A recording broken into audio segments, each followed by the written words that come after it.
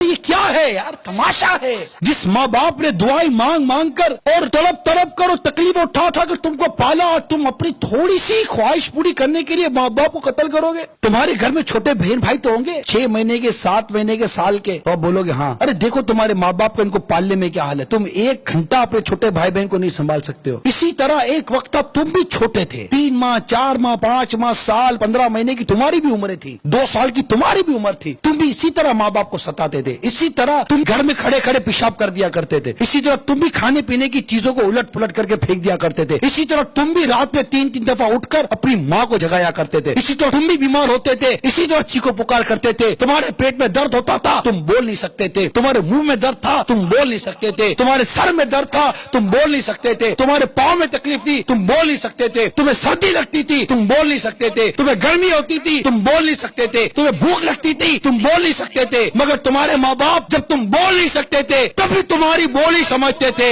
आज जब तुम बोलते हो तो माँ बाप को बोलते हो तुम हमारी बात समझते नहीं। अरे तुम्हारा माँ बाप उस वक्त तुम्हारी बात समझते थे जब तुम बोल नहीं सकते थे। आज जब तुम बोल सकते हो तो क्या तुम्हारे माँ बाप तुम्हारी बात समझते नहीं होंगे?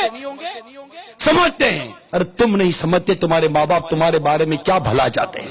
अरे इस माँ ने पैसा रोककर क्या बुरा किया था? अपने माँ बाप की कदर करना सीखो, अपने माँ बाप का अदब और एहतराम करना सीखो। अगर माँ बाप को नाराज करके मर गए, यकीन मानो मर जाओगे।